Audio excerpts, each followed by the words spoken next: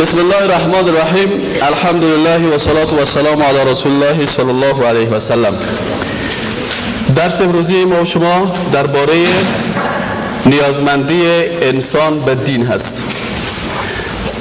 اکثرا بر انسان این سوال پیدا میشه، خصوصا برای انسان هایی که مثل ما و شما در 2006 زندگی میکنیم که چون جهان به شکل یک قریه کوچک گشته و کسای زیادی در دنیا هستند که دین ندارن و کسای هم هستند که اونا متدین هستند.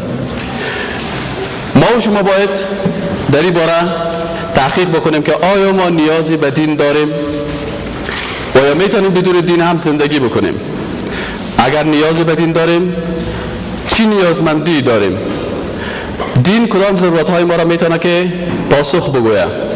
دین در کدام بخش ها بر ما منفعت داره و در کدام بخش ها منفعت نداره؟ این موضوعات امروز ما و شما میخوانیم و این موضوع را تحت عنوان نیازمندی انسان به دین میخوانیم. در قسمت اول وقتی که ما و شما از نیازمندی انسان به دین صحبت میکنیم، پیش در مورد نیازمند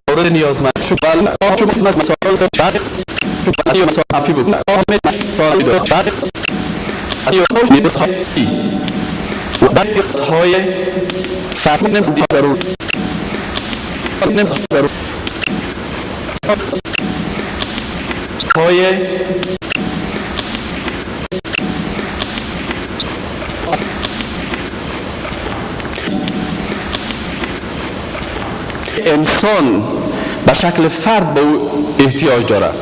مثلا انسان نیازمند است به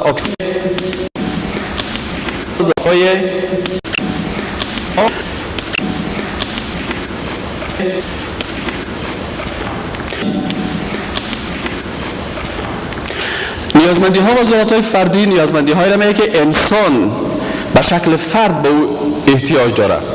مثلا انسان نیازمند است به اکسیژن، نیازمند است به غذا، ضرورت داره به لباس، ضرورت داره به نوشیدنی ها. این نیازمندی های فردی انسان است که اگر وجود نداشته باشه بر انسان یک سلسله مشکلات را بار میاره که این نیازمندی های فردی را دانشمندان به دو دسته تقسیم کردن که نیازمندی های فردی مادی و نیازمندی های فردی معنوی. در بخش مادی ما شما گفتیم مثلا انسان من حیث یک انسان به آب ضرورت داره، انسان به غذا ضرورت داره، انسان به اکسیژن ضرورت داره، انسان به کربن ضرورت داره. این نیازمندی های مادی وجود انسان است.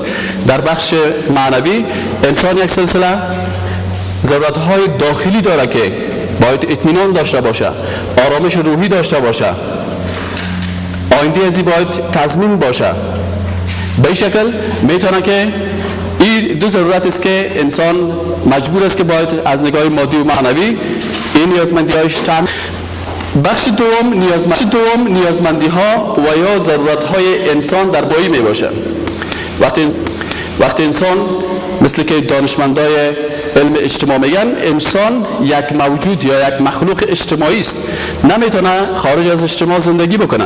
وقتی که انسان در اجتماع زندگی میکنه، بنابراین این انسانی که در اجتماع زندگی میکنه به یک سلسله از ضرورت های اجتماعی مثل ضرورت انسان به فامیل، ضرورت انسان به مادر، ضرورت انسان به پدر، ضرورت انسان به اولاد، ضرورت انسان به مکتب، ضرورت انسان به پوهنتون، به می شکل ضرورت انسان به قانون، به پلیس، به دولت. این تمامش ضرورت های اجتماعی است که یک انسان وقتی در اجتماع زندگی میکنه به این امور نیازمند است. بخش سوم نیازمندی های انسان این نیازمندی های عالی می باشه. نیازمندی های عالی یک سلسله نیازمندی هایی است که انسان در وقتی که نیازمندی های فردی و اجتماعی از او خلاص شد، بالاخره اینمی انسان برای یک سلسله سوالاتی پیدا میشه. این سوالاتی که برای انسان پیدا میشه، مثلا به طور مثال وقتی که مادر یا پدر به روز جمعه طفل خدا لباس های منظم میپوشانند و بعد از اینکه اینا را لباس پوشاندن، اینا خوب سرشش لباس پوشاندش، بعد از این طفل از مادر یا پدر خود پرسان میکنه که این آمادگی ها برای چی؟ ما خانه کس هدف کجاست؟ خانه کس میریم، عروسی است، کدام جای میمانی خبر هستیم، بالاخره چرا؟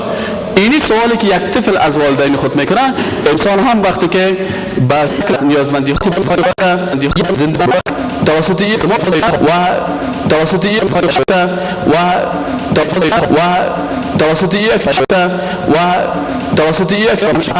توسط یک و توسط یک توسط یک و توسط یک وجود داره.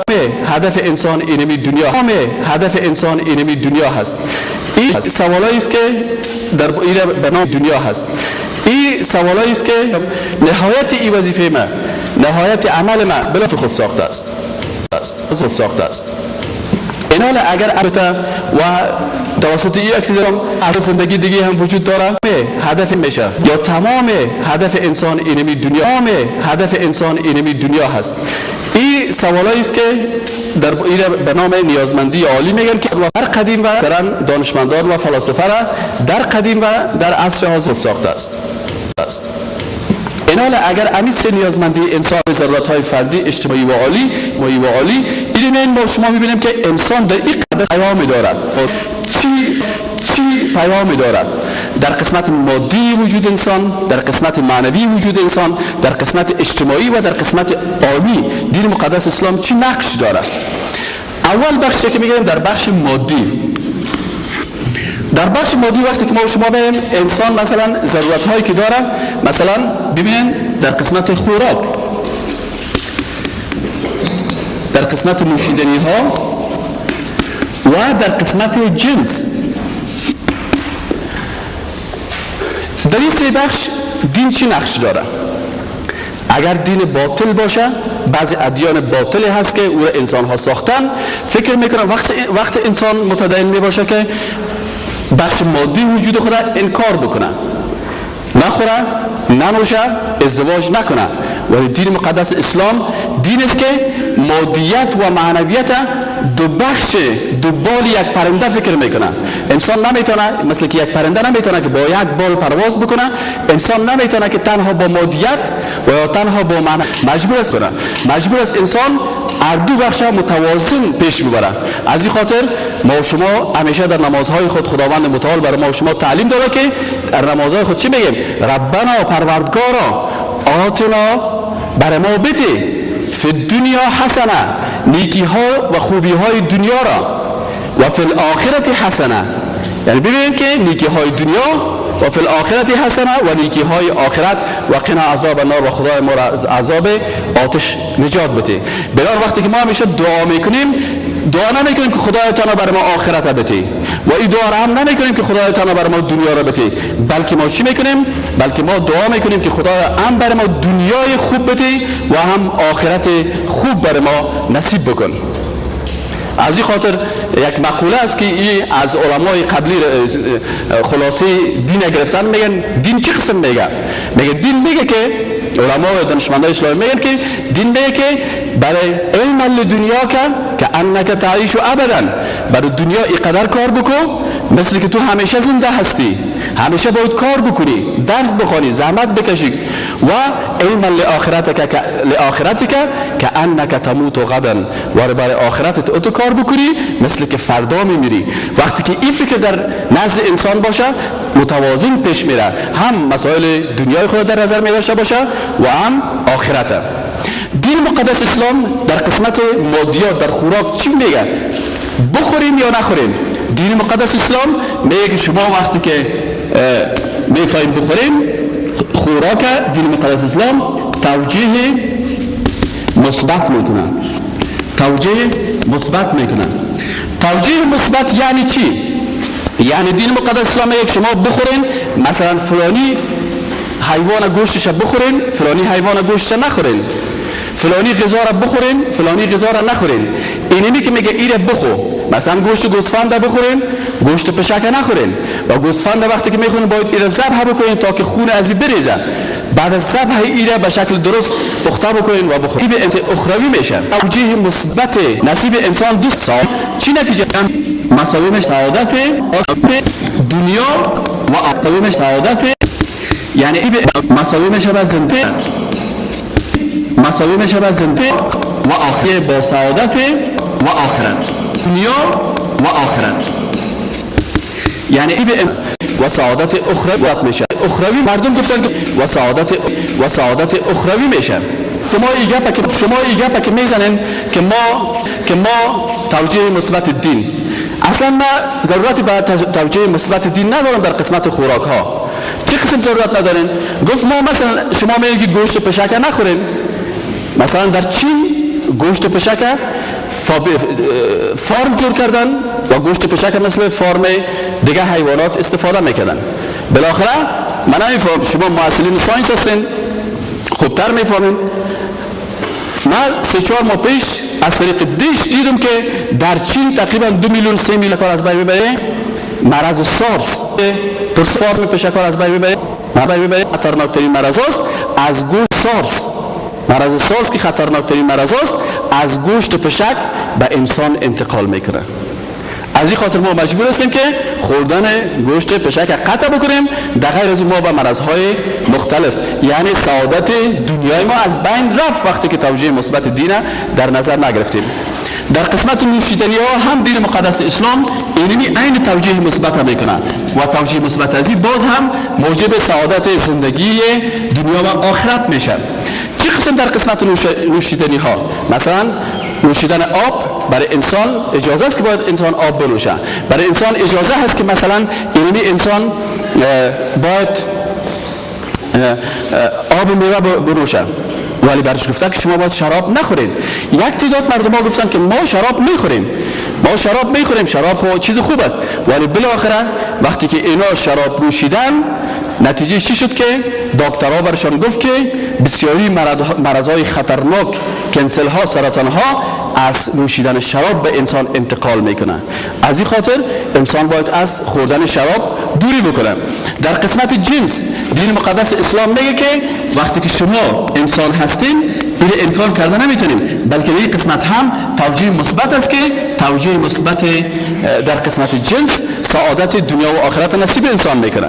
خب یک کس میگه که یعنی توجیه مثبت جنس یعنی چی؟ یعنی ای که انسان باید ازدواج بکنه، از طریق ازدواج خانم داشته باشه و از طریق خانم و فامیل صاحب اولاد، صاحب زندگی شوه و نرمال زندگی خود پیش ببره، یک فامیل منظم جور بکنه، مشکل جنسیش هم رفع میشه و در پالیازی مشکل اجتماعیش هم رفع میشه، فامیل و خانواده هم درست و منظم پیش میره و از مرضهای مختلفی که بسیاری این مرضها به واسطه استفاده نادرست جنس به بار میاد از بین میره. که ما ایگه قبول نمیکنیم، ما میخوایم که به نام آزادی انسان آزادی جنسی را اعلان کردن. گفتن ما ازدواج های غیر مشروع که شما میگن مشروع نیست، ازدواج های مثل ازدواج مرد با مرد، ازدواج زن با زن، حتی ازدواج انسان با حیوان، این موضوعات اینا مطرح کردن و گفتن که شما که این گپا را میذارین گپای شما درست نیست. خب وقتی که گپایتان درست نیست، برای ما شاعر ما برشان گفت که صدها چراغ دارد و بیراه می رود، صدها چراغ دارد و بیراه می رود، بگذار تا که افتاد و بیند سزای خیش.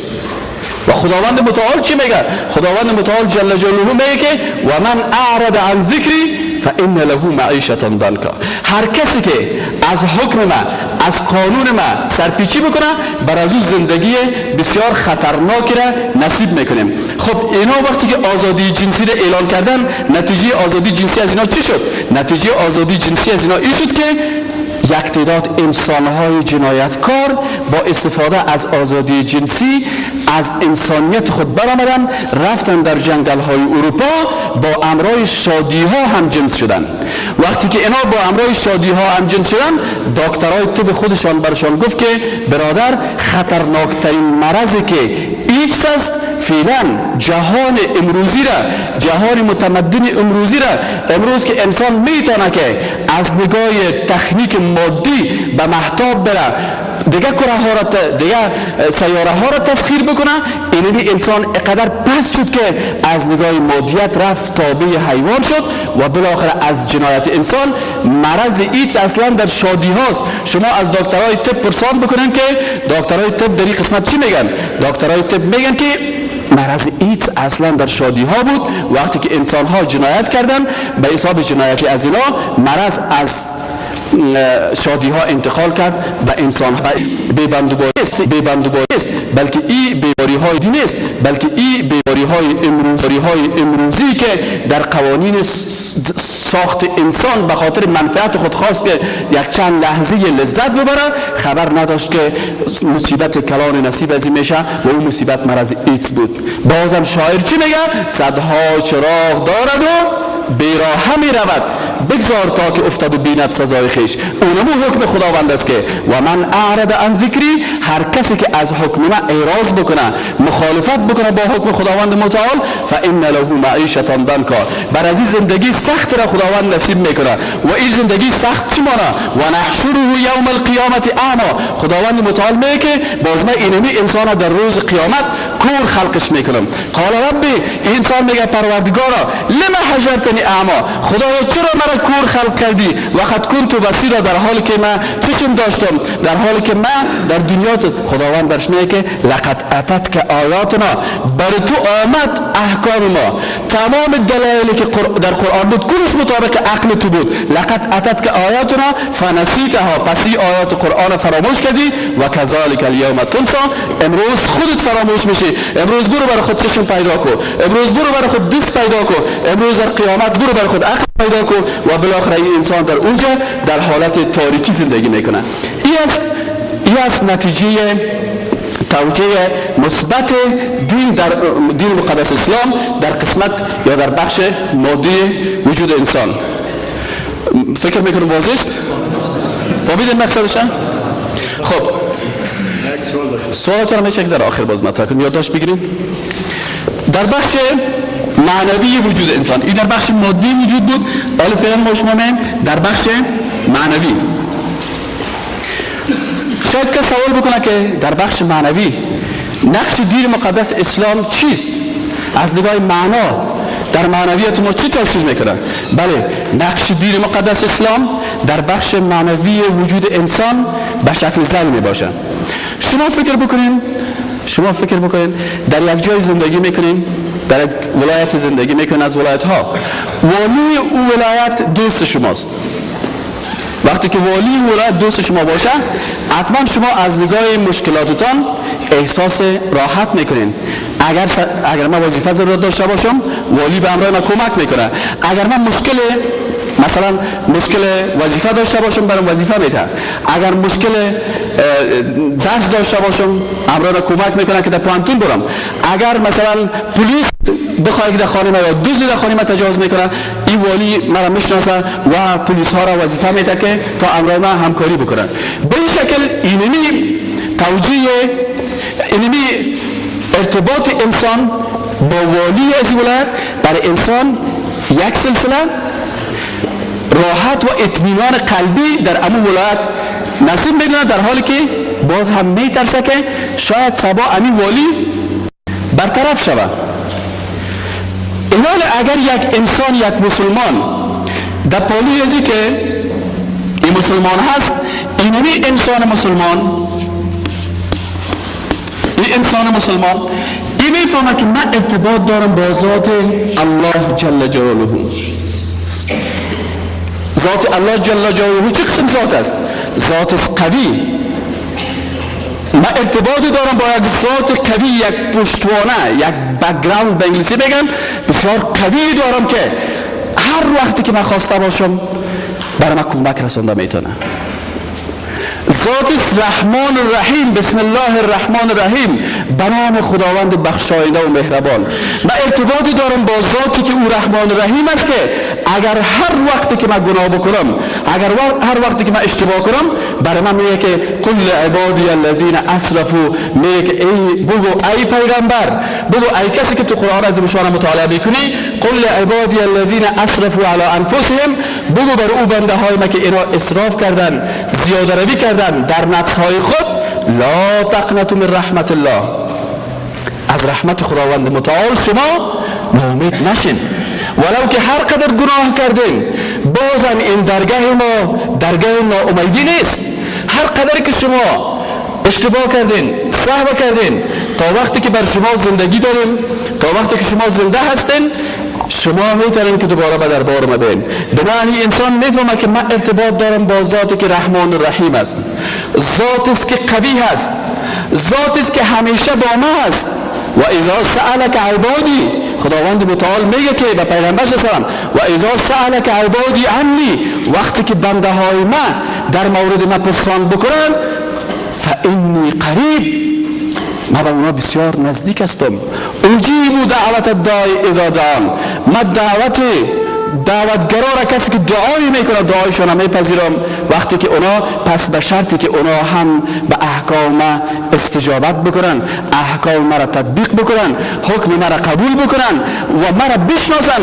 از این خاطر من با اون بنده های خود بسیار نزدیک هستم. خب ایناله وقتی که انسان اینجا وقت در قسمت توجیه معنوی، اینجا دین مقدس اسلام انسان توجیه مثبت میکنه. یعنی توجیه مثبت چی میکنه؟ یعنی ارتباط قوی انسان با کی میباشن؟ با ذات الله جل جلاله میباشن. ذات الله جل جلاله میباشن. این ارتباط قوی انسان با ذات الله جل جلاله نتیجه چیست؟ میگه این مساوی میشه به چی؟ به اطمینان قلبی، که این اطمینان نصیب علا به ذکر الله تطمئن القلوب. آگاه باشین که به یاد خداوند قلب ها اطمینان پیدا میکنه. ببینید ما مردم افغانستان چقدر مردم فقیر هستیم، چقدر مردم هستیم که پول نداریم، دارایی زیاد نداریم. تمام جنگ ها بالای ما تحمیل میشه از کشورهای مختلف. کشور ما و شما بسیاری وقتا میدان جنگ برای ابرقدرت ها شده، ولی با وجود از این هم ببین چند نفر سالانه خود در افغانستان خود میکشن. چرا نمیکشن؟ و در کشورهای غربی وقتی که ما و شما ببینیم، وقتی که اونا گزارشات سالانه خود میتن گزارش میتن که امسال 5000 محصل در فلان کشور غربی خودکشی کرد، 10,000 انسان در فلانی جای خودکشی کرد. ولی در کشور ما و شما کسی خود خودکشی نمیکنه. به خاطر چی؟ به خاطر از اینکه شاعر میگه که، شاعر چی میگه؟ میگه خور ناحق دست از دامن قاتل بر نداشت. کیو داره؟ خون ناحق دست از دامان قاتل بر نداشت، دیده باشی لکه های دامن قصاب. راست میگه خون ناحق دست از دامن قاتل بر نداشت. یعنی شما چی بید؟ به اینمی شکلی که قاتل امروزی که قصاب است، این وقتی که قتل میکنه دامنش خونالود است. انسانی که در این دنیا کسی را قتل میکنه، در روز آخرت اینمت دست و گریبان ازی به خون مردم آلوده هست. دیده باشی لکه های دامن قصاب را. و با سعدی بر ما یک درس دیگه میده. چی میگه؟ میگه عیسی برای دید یکی کشته فتاده. عیسی برای دید یکی کشته فتاده، حیران شد. دید که یک نفر افتاده قتل کشته شده، حیران شد و بگرفت بدندان سر انگشت خود به دندان خود گرفت. گفتا برای گفتا که کی را کشتی تا کشته شدی زار؟ امی عیسی برای کی گفت؟ برای مقتول گفتا که کی را کشتی تا کشته شدی زار، تا باز کی او را بکشد آن که تو را کشت.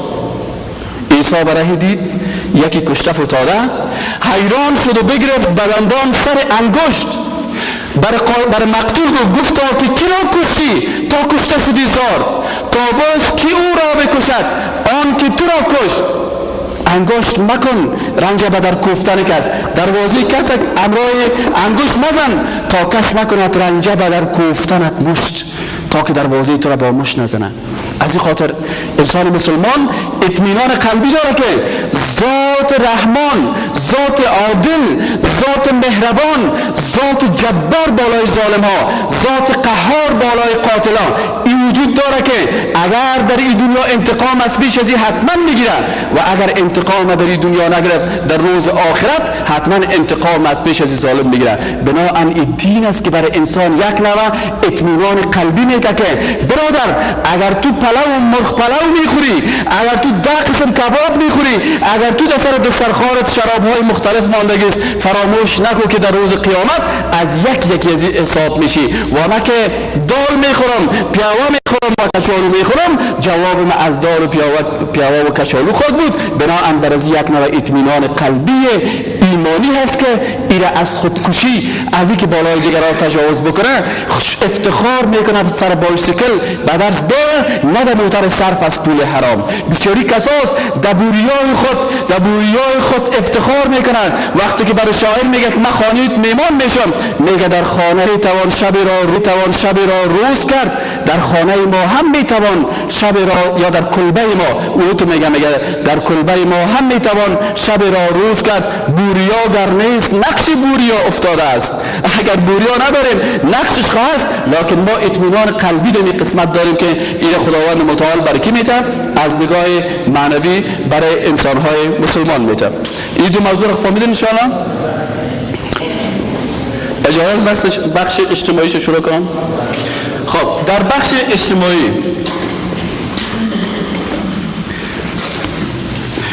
در بخش اجتماعی شما میگوید که وقتی که انسان در اجتماع زندگی میکنه، فامیل است،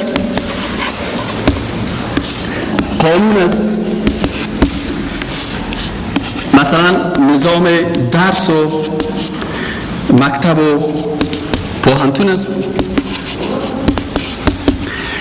حالا اگر ما شما در این قسمت ببینیم، در قسمت فامیل اگر مادر است، پدر است، دختر و پسر است، خواهر و برادر است، در این قسمت دین مقدس اسلام بر انسان چی توجیه میکنه؟ در فامیل اول مثلا نقش اساسی فامیل مادر داره. در کشورهای دیگه که با شما ببینیم که بسیار مردم متمدن هستند، مدنیت مادی دارن و چون بخش معنویتشان در نظام اجتماعیشان تحت تاثیر یک حکم الهی نیست، وقتی که مادر پیش سفید شود، کجا پیش سفید؟ شما اونا مادر خود به آسایشگاه ببرن. در حقیقت یک بدبخت بکشش از خانه با یک بانایی را میبرن تا هست، چون فرزند دختر و پسر از مادر خسته میشن، مجبور هستن که شاروالی اونا را چی کنن؟ شاروالی اونا را تربیه کنه، او را برش نامش آسایشگاه ماندن. سپری میکنه. در نوتتان مایه شد، خانم شوهر با هم مشوره میکنه که این پیرزن چی کنیم که چه هستن؟ بکشش از خانه، با یک بانایی را میبرن تسلیم شاروالی میکنن.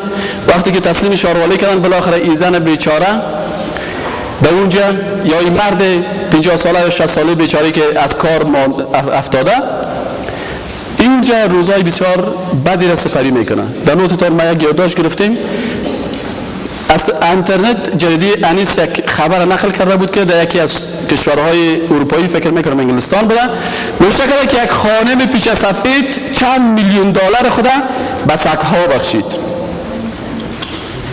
چرا به سگ‌ها بخشید؟ به خاطر از این میگیره بخشید که یک روز وقتی که برادر و خواهرش بازی که فوت کرد، آمدن مزدور از این برش گفت که این خانم پیش سفید گفت که وقتی که من در خانه خود، حتی در آسایشگاه هم نبوده باش، در خانه خود من هیچ دوست و یاور نداشتم، خواهر و برادر و اولادم از من پرسان نمیکرد و من تنها مانده بودن. یگانه کسی که در مریضی ها به امرای من کمک میکرد و دوست من بودن دو تا چچکای سگ بود که در پالی بستری من بودن. از این خاطر من تمام دارایی های خودم به اون انسان های وحشی که هیچ نوع عطوفتی در مقابل من نداشتن، اگرچه جزء فامیل من بودن، نسبت به اونا من دو تا سگا را برتر دانستم و تمام دارایی های خود به چچکای سگ بخشیدم. ولی بیاین در دین مقدس اسلام سر کنیم. حضرت پیغمبر صلی الله علیه و سلم وقتی که در قسمت مادر میگه برای یک مسلمان چی میگه؟ ای مسلمان، تو تمام روز نماز میخوانی، روزه میگیری، زکات میدی، حج میری، به چه هدف؟ به این هدفی که خدا از پیشت خوش شود و در روز قیامت در جنت الهی باشی، در جنت بری. ولی پیغمبر صلی الله علیه و سلم میگه که اینمی جنتی که تو میگی، اینمی الجنت تحت اقدام الامهات. متوجه باشی که اینمی جنتی را که تو میخوایی، این جنت زیر پای مادرها هست. از این خاطر یک فرزند مسلمان وقتی که این گپ پیغمبر صلی الله علیه و سلم میشنوه و میفهمه که پیغمبر صلی الله علیه و سلم و ما ینطق عن الهوا، او از آرزوها و خواهشات نفسی خود صحبت نمیکنه، ان هو الا وحی یوحى، سخنهای پیغمبر کلش وحی الهی است. بنابراین چی میکنن؟ همیشه احترام مادر خدا میکنن. شما در دی افغانان برین ببینید دکترایی که بسیار پروفسور هستند در منزل چهارم و پنجم معاینه خانه‌شان است، پا میفتن، مریض میباشه، اعصاب خود از دست میدن، تخته پشت خود به 4 منزل بالا میکنن. چرا بالا میکنن؟ به خاطر که توجیه مثلا مادر خود با میکنن، اعضای بدنش بعد سال میشن، ناخونهاش میگیرن. به خاطر از در منزل چهارم و او را تداوی کردن و در خانه او را احترام کردن و تا آخرین لحظه از دست میفتن، از پا میفتن، مریض میفتن، از پا میفتن، مریض میباشه، اعصاب خود از دست میدن. بازم این دخترای مسلمان چی میکنن؟ مادر خود با بغل خود تا به تشناب میبرن، لباسایش به دست خود تبدیل میکنن، اعضای بدنش با دستای خود میشن، ناخونهایش میگیرن. به خاطر چی؟ به خاطر از اینکه در از اینا اونمو حدیث پیغمبر صلی الله علیه و سلم است که الجنت تحت اقدام الامهات، جنت زیر پای مادرها هست. به این شکل در قسمت پدر در قسمت پدر پیغمبر صلی الله علیه و سلم میگه که پدر دروازه از دروازه های جنت است. پدر دروازه از دروازه های جنت است. اگر میخوای که این دروازه سر تو بسته شود، به احترامی به پدرت بکن. در جنت چند دروازه داره؟ یکی از دروازه هاش پدر است که اگر احترام پدرت بکنی، اگر قلب پدرت به دست بری، این دروازه جنت در مقابل تو باز خواهد شد. قرآن عظیمشان باز به خاطر از اینکه انسان خود دقیق بفهمه در قسمت مادر و پدر برای انسان میگه که ولا تقل لهما اف، شما کلمه اف در مقابل مادر و پدرتان استعمال نکنین. اگر مسلمان هستی، ایمان داری به خدا و پیغمبر، حتی واژه اف باید در مقابل مادر و پدرت استعمال نکنی. اف چی معنی؟ اف معنایش در عربی یعنی خسته شدیم. برای مادر و پدر نگو که اف خسته شدیم بسیار. شاید از گفتن این کلمه شما در دل از اون رنج پیدا شود. قرآن عظیم شان میگه که ولا تقل لهما اف، برای زن نگو. بناهن وقتی که برای پدر میگه، برای خانم، برای مردها پیغمبر صلی الله علیه و چی میگه؟ ما اکرم النساء الا کریم. خانم خدا و زنها را احترام نمیکنه مگر مردهای با کرامت، مردهایی که شخصیت دارن، مردهایی که تقوا دارن، بهترین انسان ها هستن. و ما اهانهن الا لئیم، میگه ما اکرم النساء، اکرام و عزت نمیکنه، ما اکرم النساء، احترام و اکرام نمیکنه زنها را، الا کریم، مگر انسانها مردهای با کرامت. و ما اهانهن، و اهانت، توهین، دشنام و یا گپ بد نمیزنه. و ما اهانهن، و اینا را توهین نمیکنه الا لئیم، مگر انسانهای لئیم، انسانهای پست، مردهای بد اخلاق، مردهای بی ایمان، مردهایی که از سنت پیغمبر دور هستن، اینا اهانت میکنه خانمهای خدا. حتی اگر اهانت با گفتن یک کلمه عادی هم باشه، با یک بد گفتن هم باشه، از این خاطر مردی که میفهمه که ما باید در پیش خداوند کریم باشم، زنها را کرامت خانم خدا احترام میکنه. حضرت پیغمبر صلی الله علیه و به حضرت انس چی میگه؟ میگه وقتی که در خانه داخل شدی، بالای خانمت سلام بده. به خاطر چی سلام بده؟ تا برکتی باشه برای تو و برای خانمت. به این شکل به امرای خواهر، به امرای دختر، و کسی که مثلا احادیث را بخوانیم که در قسمت دختر گفته که دختر اگر انسان 3 دختر یا 2 دختر داشته باشه و او را جوان کنه، این 2 دخترش سبب چی بشه؟ سبب دخول از این جنت میشه. دومی قسمت در قسمت خواهر، در قسمت کاکا، در قسمت ماما، مثلا در روزی که روز عید یک انسانی که دین میفهمه، به عوض از اینکه 100 رکعت نماز نفل بخونه در روز عید، به عوض خواندن 100 رکعت نماز نفل چی میکنه؟ میره خانه همسایه خود پرسان از این. میره پرسان کاکای خود، پرسان مامای خود. صله رحم جزء دین مقدس اسلام است. بنابراین وقتی که انسان در آداب اجتماعی دین مقدس اسلام فامیل میبینه، فامیل مسلمان، فامیل متماسک، فامیل است که یکی به دیگه به اساس احترام. از این خاطر اگرچه ما و شما از نگاه مادی بسیار عقب مانده هستیم، لکن از نگاه معنویت ارتباط ما با فامیل های ما تأمین است. بسیاری وقتا کسای قصه میکنن که من در یک شفخانه بودم، وقتی که برادرم پرسان میامد، کاکایم پرسان میامد، اون نفر مقابل پرسان میکرد که اینا کی هستن؟ گفتم این برادرم است، این کاکایم است، این پسرم است. چه خوشبخت مردم هستین که مریض شوین باز اقاربتان پرسانتان هم این ارتباط است که دین مقدس اسلام چیز کرده. در قسمت نظام درس و مکتب و پوهنتون، اینجا وقتی که ما شما ببینید دین مقدس اسلام برای انسان تربیت میده که بر یک نفر تربیت میده که شما چند پدر دارین؟ 3 پدر دارین. یک پدرتان پدر اصلیتان است که از اون شما تولد شدین. پدر دومیتان پدر معنویتان که معلمتان است که در صنف اول برای شما الف ب ت س را درس داده. او هم پدرت است. اگر زن است مادرت است که تو را الف ب ت س را درس دارد میده. و پدر سومی شما کی هست؟ کسی که شما را دختر خود یا کسی که مثلا بر شما میده که ازدواج میکنین. از این خاطر وقتی که اینمی پدر استادی که در داخل صنف میاد، او چه قسم استاد است؟ از نگاه دین مقدس اسلام او استادی که واقعا مسلمان است. چی فکر میکنه؟ من امروز از خانه خود، از پیش اولادای خود، از فامیل کوچک خود آمدم در صنف. اینجا اولادای خودم است، اینجا دخترها و بچهای دیگه هم هستن که الحمدلله جوان شده. او طفلکای ما که در خانه هستن، او طفلکای خوردم است. من از پیشی اطفالم، پیشی اطفال دیگه، از این اولادم پیشی از این اولادهای دیگه میرم. از این خاطر ارتباطی که در درس است، در پوهنتون است، ارتباط بین استاد و بین شاگرد، ارتباط بین معلم و بین شاگرد، ارتباط معنویت قوی است که یکی به دیگه احترام میکنه. حضرت امیر المؤمنین علی بن ابی طالب رضی الله عنه میگه که من علمنی حرفا فهو مولای. اگر کس یک حرف بر من یاد بتن او بادار من هست. از این خاطر با داشتن اوت یک ارتباط، صمیمیت، استادی که به نظر پدر در داخل صنف میشه و شاگردای خود مثل دختر و پسر خود فکر میکنه و شاگردی که استاد خود این قسم احترام میکنه که یک کلمه از این یاد گرفتیم این به مثابه بادار ما هست. بنابراین ارتباط محکم است که این ارتباط در بین مکتب و مدرسه و پوهنتون مسلمان ها قائم است. اساسش مادیت نیست. مرا شاگرد مثبت یا نه، شاگرد از ما تشکر کنه یا نکنه، خوش باشه یا نباشه، هدف ما این است که ذات پروردگار جل جلاله از ما خوشحال باشه و من وظیفه خود در مقابل از اینا ادا کرده باشم. در قسمت قانون وقتی که ما شما میبینیم دین مقدس اسلام قانون داره که اگر ما شما تمام قانونهای دنیا را در نظر بگیریم و بیایم قانونها را ببینیم که چقدر قانونها هست. هر قانونی که است یا به اساس مظلومیت است که ما شما را خواندیم که بعضی قانونها به اساس مظلومیت است. یک نفر سرش ظلم شده در مقابل ظالم میخیزن و وقتی در مقابل ظالم خیز قانون جور میکنن. بنابراین مظلوم نمیتونه قانون رو بی‌طرفانه جور بکنه، چون ظلم شده همیشه قانونش در مقابل کی باشه؟ در مقابل کسایی که سرزی ظلم کردن. بنابراین بی‌طرف نیست.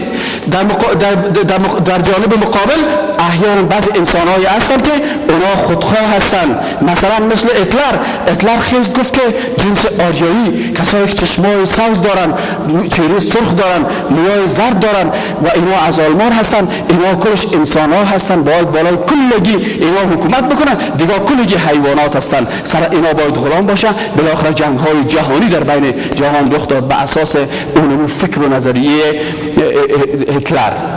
یک تعداد فاشیستایی بودن که اونا قوم و قبیله خود برتریت میدن نسبت به دیگران. من سفید پوست هستم نسبت به تو سیاه‌پوست خوبتر هستم، من زبانم اینی چیز است نسبت به تو بهترتر هستم، من از فلان قریه هستم از این خاطر نسبت به تو برتریت دارم. به این حساب به این وجه که در بین انسان ها صلح بیارن، روز به روز جنگ در بین انسان ها رخ میده. ولی دین مقدس اسلام چی کرد؟ دین مقدس اسلام خداوند متعال با یک آیت قرآنی تمام مشکلات رفت. یا ایها الناس، ای مردم، انا خلقناکم من ذکر و انثى ما شما را از یک مرد و زن خلق کردیم ایها الناس ای مردم در این مردم زن و مرد شامل است ای مردان و ای زنها ما شما را کلتان از یک مرد و از یک زن خلق کردیم و جعلناکم شعوبا و قبائلا و شما را طایفه و قوم ساختیم لتعارفوا به خاطر که یکی دیگه تا را بشناسین این از فلان منطقه است از فلان منطقه است تذکری از فلان جاست تا تداخل در بین انسان ها نبه ان اکرمکم بهترین شما با شخصیت ترین شما با عزت ترین شما عند الله فکر کنین به نزد خداوند ان اکرمکم عند الله اتقاکم بهترین شما به نزد خداوند متعال جل جلاله با تقواتر شماست یک یهودی میامد پیش پیغمبر صلی الله علیه و سلم عبدالله ابن سلام و وقتی که میگه لا اله الا الله محمد رسول الله خداوند پیغمبر سمش میگه که مقام تو از مقام دیگر هیچ از دیگر صحابه هیچ کمی نداره یک سیاپوس حضرت بلال میه وقتی که مسلمان میشه این ارقدر که اذیت میکنن ارقدر که به دلش سنگ بسیار کلانه میمونه بازم او چون میفهمه که دین مقدس اسلام دین است که به این برتریت بین یک انسان و دیگه انسان نیست بازم در اون لحظه میگه احد خداوند یکیست حضرت سمیه زن است که این ابو جهل شمشیر ابو نیزی خود سیدیش میمانه و برش میگه که انکار کو از دین مقدس اسلام چون او زن میفهمه که دین مقدس اسلام دین است که زنها را نجات داره از این خاطر قهرمانه قبول میکنه مرگ قبول میکنه و اولین شهید اسلام خود بی سمیه میسازه ولی گپای ابو جهل و ابو لهب قبول نمیکنه این قانون اسلامی قانون است که به اساس بی‌طرفی قانون است که رب العالمین این خلق کرده ببینید اولین فلسفه‌اش که شما وقتی که میخواید میگه الحمدلله رب بالعالمین حمد و ثنا و صفت نگفته که الحمدلله رب المسلمین نگفته خدای مسلمان ها بلکه گفته رب العالمین پروردگار تمام عالمیان این انسان سیاه باشه سفید باشه زردپوست باشه از هر قوم و از هر قبیله باشه او خدا و خداوند خدای از او هست از این خاطر قانون اسلام قانون بی‌طرفانه و قانون است که برای تمام انسانیت است و قانون است که به نفع تمام مردم هستند انشاءالله بخش اجتماعی را فهمیدین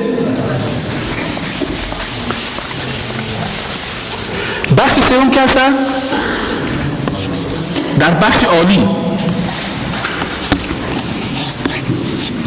در بخش عالی دین مقدس اسلام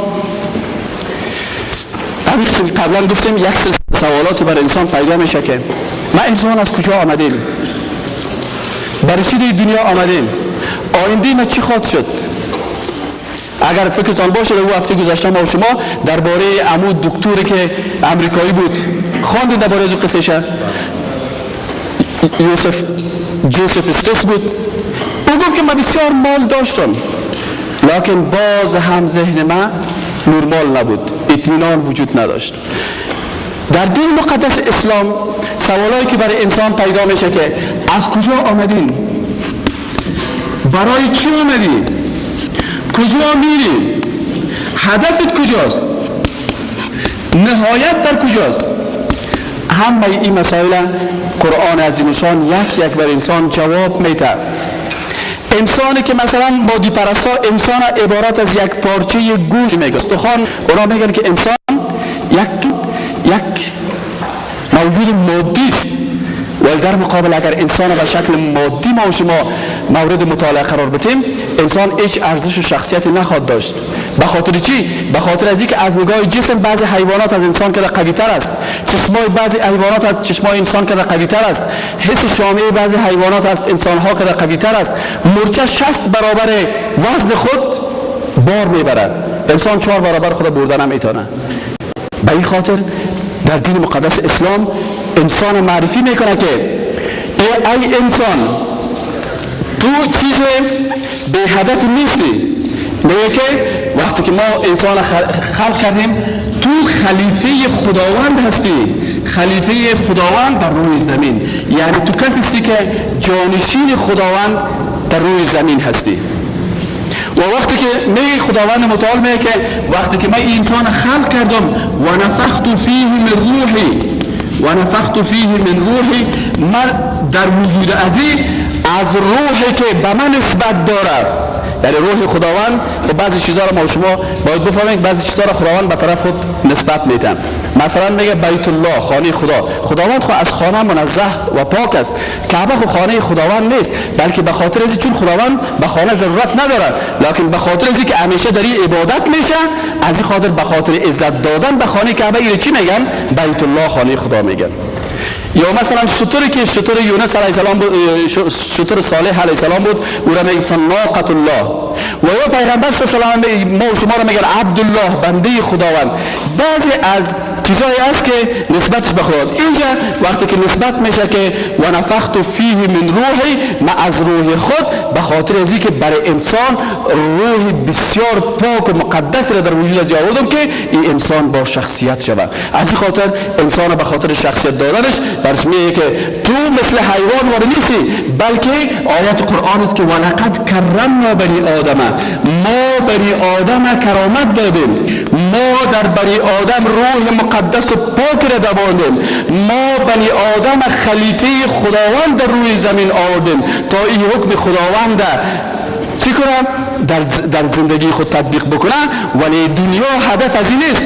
دنیا مثل یک موتر است. شما ببینید که یک موتر که شما موتر داشته باشین، این موترتان این چی میکنه؟ این موتر هدفتان نیست. این موتر یک وسیله است که شما را مثلا از خانه تا به پوهنتون میاره، از پوهنتون پس شما را به خانه میبره در وقت ضرورت. این هدف نیست، این وسیله هست. دنیا هم مثل اینمی موتر وارست که وسیله شماست که شما میتونین با استفاده، با کار و زحمت کشی در این دنیا چی کنین؟ در آخرت خداوند، جنت خداوند کمایی بکنین و نصیبتان شود. از این خاطر وقتی انسان در بخش عالی سوالهایی می داشته باشه که بسیاری سوالا مثل که خانم بیتی بابا میگه که ما هزارها کتاب مطالعه کردم، هزارها کتاب مطالعه کردم. من گفتم براتون که یک خانم کتاب نوشته کرده به نام این یک خورشید از غرب طلوع میکنند. یک کتاب از شما در بازار یافت میشه، یک دو خانم امریکایی نوشته کردن، یکیش خانم بیتی باومن است. این میگه من اصلا مسلمان نبودم، مسیحی بودم، ولی وقتی که ادیان مختلفی را مطالعه میکردم برای من یک سلسله سوالات پیدا میشد. این همی سوالات عالی که از کجا، برای چی، هدف ما کجاست، کجا میریم. میگه در هر دینی که رفتم دینایی که در چین است، در ژاپن است، در هند است، در شرق اوسط است، کل از اینا میگه من مطالعه کردم. مسیحیت، یهودیت، هندویسم، کل هزارها کتاب مطالعه کردم، لکن هر کتاب از اینا دو سوال ما جواب میداد، 10 سوال دیگه در ذهن من میاد. آخرین کتابش قرآن عظیم شان بود که من مطالعه کردم، تمام سوالای مرا جواب گفت و من بالاخره گفتم که لا اله الا الله محمد رسول الله. و خودش نوشته کرده که اینک نام کتابش است که اینک خورشید، اینک خورشید از غرب طلوع میکند. تالیف خانم بیتی باومن و یک خانم دیگه هم است مظفر حلیم. دو از اینا دو خانمی هستن که در ایش اصلیش پاکستانی است. مظفر حلیم در پاکستان زندگی، در امریکا زندگی میکنه و این خانم اصلا امریکایی است که این خانم بیتی با من پرسان شد که شما چرا کتابتون نامشه اینک خورشید از غرب طلوع میکند مانند؟ گفت به خاطر از است که مسلمان ها مثل شاعر سابق که میگفت که ما از قرآن مغز را برداشتیم، پوست را با دیگران بگذاشتیم. آل اینا شیر تبدیل کردن چی میگن؟ ما از قرآن پوست را برداشتیم، مغز را با دیگران بگذاشتیم. آل شاعر امروزیشان چی میگه؟ ما از قرآن پوست برداشتیم. به عوض از اینکه اینا قرآن مطالعه بکنن، قرآن بخونن، از قرآن استفاده بکنن، اینا صرف از قرآن چی میکنن؟ صرف در بالا سر عارض خود میگه که جانانه یکم قدت بگل میمانه. وقتی که میگه جانانه یکم قدت بگل میمانه، حتی می تشبیهش هم از نگاه ادبی غلط است، به خاطر از اینکه قد گل یک بلستک است، یعنی جانانه یکم قدت یک بلست است. سر عارض به عوض از اینکه قرآن عظیم شان اینا در مغز خود جای بدن، قرآن بخوانن و از او استفاده کنن، قرآن شریف میبرن در دوره های خیرات و اسقاط مرده ها اینا پوش میتن، دست به دست تقسیم میکنن، دید از اینا تاثیر نمیکنن. اینا روز به روز این قرآن را ترک میکنن، دین مقدس اسلام را ترک میکنن. ولی در غرب کسانی که تعصب ندارن، کسانی که دانش حقیقی دارن، قرآن عظیم شان مطالعه میکنن. وقتی که قرآن میخوانن، یک دانشمند میگه من قرآن کریم که صفحه اولش خواندم، ضرورت نشد که صفحه دومش بخوانم، در صفحه اول قرآن جواب من یافت شد. چرا؟ میگه من پروفسور هستم، تقریبا هر کتابی را که میخوندم میدیدم که مؤلف کتاب در مقدمه کتاب خود نشان میکنه که پروفسور صاحب معذرت میخوایم اگر اصلش اشتباهی شده باشه شما اشتباه مرا ببخشین. نمیگن همیشه در مقدمه کتاب خود میگه که استاد من اشتباهی داشتم، چون انسان هستم، بیچاره هستم، کتابخانه بسته بود، در اینترنت دسترسی نداشتم، قیمت اینترنت زیاد بود، نمیتونستم کل کارا رو بکنم. ولی میگه روزی که قرآن عظیم شان به دست ما آمد، میگه دیدم که در قرآن عظیم شان در صفحه اولش برعکس همه گپا گفت ذالک الکتاب لا ریب فیه، این قرآن کتاب است که هیچ شکی در اون نیست. از این خاطر میگه من فهمیدم که این و پوهنتون شخص به انسان نیست، کتاب خدای انسان است که از اول بر مچلن میتکه، این کتاب دیگه هیچ شکی نیست. از این خاطر میگه این دانشمند میگه من مسلمان شدم. خانم بیتی با من میگه که اونجا مردمای دانشمنده که قرآن به دستشان میرسه و میفهمن، اگرچه اونجا دستای زیادی است، جنایتکارای زیادی هستن که اونا کوشش میکنن که از مکتب ابتدایی گرفته تا با پوهنتون شخصیت حضرت محمد صلی الله علیه و سلم به شکل منفی در نظر مردم تمثیل بکنن، کارتون ها را جور میکنن. صورت پیغمبر صلی الله علیه و سلم که کلش اخلاق است. ما و شما یک درس خود داشتیم درباره شخصیت حضرت محمد صلی الله علیه و سلم. پیغمبر صلی الله علیه و سلم نمونه یک انسان کامل بود که او را حضرت یکی از خانم‌هاش میگه که وقتی پرسان میکردن که اخلاق محمد چی بود، برش میگفتن که اخلاق محمد قرآن بود. اخلاق علی چی بود؟ اخلاق حسین چی بود؟ اخلاق ابوبکر چی بود؟ اخلاق عمر چی بود؟ میگن که اخلاق از اینا قرآن‌های متحرکی بودن که در روی جهان در حرکت بودن، هر کدام از اینا. ولی در اونجا دستای هست که میخواین که حقیقت بیان نکنن، میخواین که راست نگوین. شما ببینین من شما تقاضا میکنم که اون سی دی شیخ احمد دیدات مناظرش با این مسیحی شما چیز کنین، مقایسه بکنین. چند بایبل است، یک بایبل نیست که ما شما خود خواندید، چند کتاب است که اینا ببینید که یکیش چند سپاه است، دیگه چند سپاه آن عظیم شان مثل که ما شما گفتیم که یوسف السیس فهمید با یک کلمه که این قرآن کلام خداوند است، چون میلیون ها انسان ایره از قلب میلیون ها انسان به قلب میلیون ها انسان دیگه انتقال شدن. یک کس دیگه است، یک کتابش از بسیار خودترک، ایره اگر تانستین از بازار خریداری بکنن، کتاب خودترک است. امو کتاب چی نام داشت؟ سیاه پوستی که مسلمان شدن؟ آشوکولن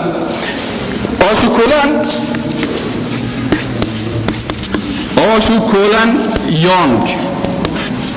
این یک نفر است که خودش این اگه شما در کتابخانه رسالت برین دانه 5 روپیه میتر، 5 افغانی در کتابخانه رسالتی فروخته میشه، 5 افغانی. این خودش سیاه‌پوست است و رهبر کلیساست، رئیس کلیساهاست. این میگم من با وجود از اینکه متخصص بودم در مسیحیت، ولی مشکل من چی بود؟ مشکل من این بود که در کلیسای سفید پوستا رفتن نمیتونستم. من تعجب میکردم چه قسم خدا هست که مرا خودش سیاه خلق کرده و باز بر من اجازه نمیده که در خانهش برم. این خانه من مخصوص سفید پوستا و این مخصوص سیاه پوستا. میگم من از این خجالت میکشیدم. از این خاطر میگم وقتی که قرآن عظیم شان مطالعه کردم دیدم که در قرآن عظیم شان میگه که ان اکرمکم عند الله اتقاکم.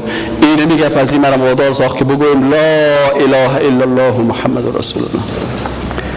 جریان مفصل زندگی زیر شما میتونید در رساله 5 روپیه بخرین. بنابراین دین مقدس اسلام در بخش عالی وجود انسان تمامی سوالای انسان را جواب میده که این سوالا که جواب داده شد بالاخره انسان میتونه که از نگاه مادی، معنوی، اجتماعی و عالی به شکل نرمال زندگی بکنه.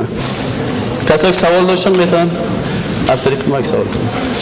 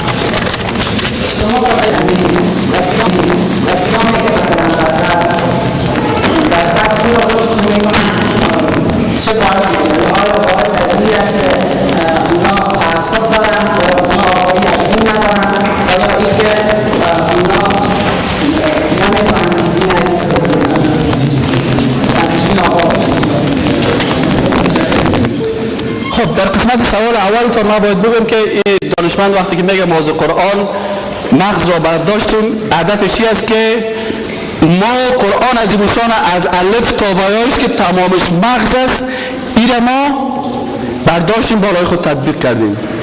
مسائل اضافی که مثلا از قرآن در سر عروس استفاده کردن، قرآن به شکل اسقاط در دوره ها دور دادن، از قرآن مثلا تنها آیت قرآن در یک جای نشته کردن، این زینت دادن خانه خود، یا قرآن شریف گرفته در گردن خود آویزان کردن و به همراه ازی در تشناب رفتن، آیت الکرسی در گردن خود آویزان میکنن و به تشناب میرفتن. میگه این گپا پوست است، این گپا بی ارزش است، ما این را ترک کردیم. ما خود قرآن، حقیقت قرآن، مغز قرآن که از الف لام شروع است تا والناس، این ما برداشتیم. این جواب سوال اولتان.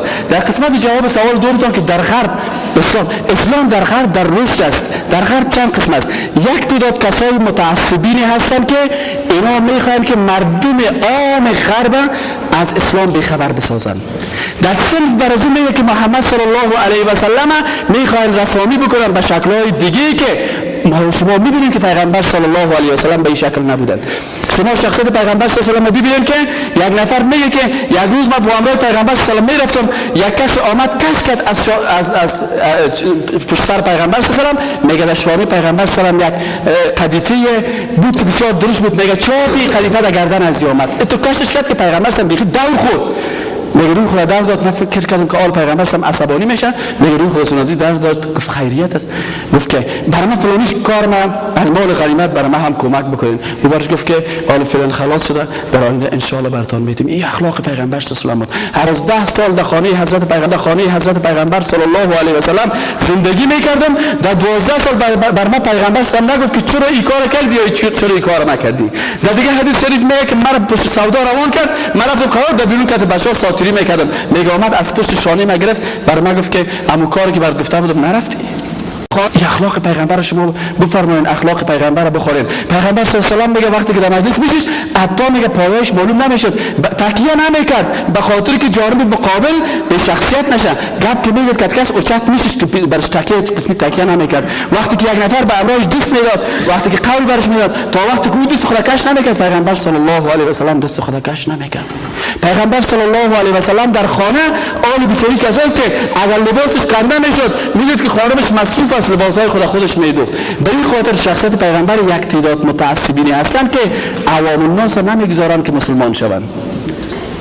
اما یک تعداد مردمی هستند که اونا جوانایی که در بوهمتونا هستند، اینا اگر دین حقیقی را بفهمن مسلمان میشن. ولی اینکه عیب در ما مسلمان ها هست که وقتی که ما شما یک غربی را ببینیم، به غیر از اینکه ممثل قرآن باشیم، خود قرآن متحرک بسازیم، خود هم مثل از اونها رو جور میکنیم. اگر اون یک گلاس شراب میخورن، مسلمان 2 گلاس شراب میخورن.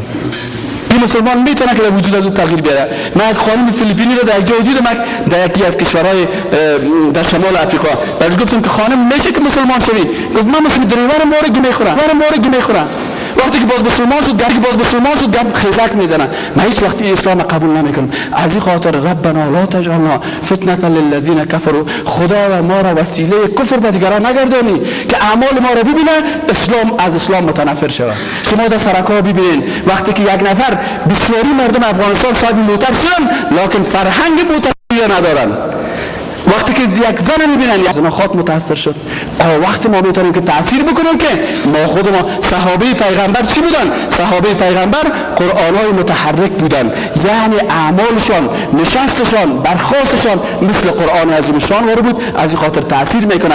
همین نوتایی که ما به شما کارخانگی دادیم که شما در سایت اینترنت در نیو مسلمز برید. دیروز یکی از مسئولین یک چیز آورد، یک زن میگه، زن مسیحی، که ما دیدیم که یک مسلمان، یک زن چادر پوشیده بود، لباس حجاب پوشیده بود، لباس با حجاب دختر مسلمان مرا مسلمان ساخت.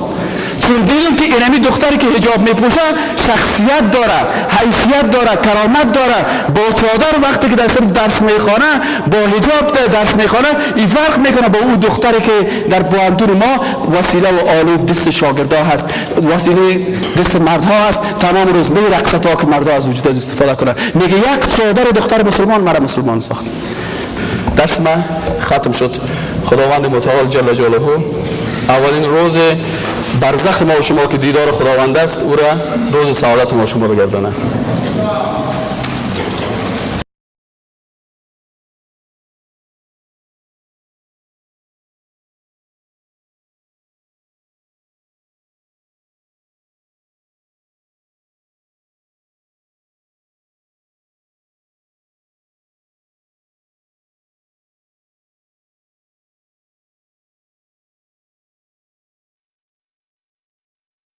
بسم الله الرحمن الرحيم.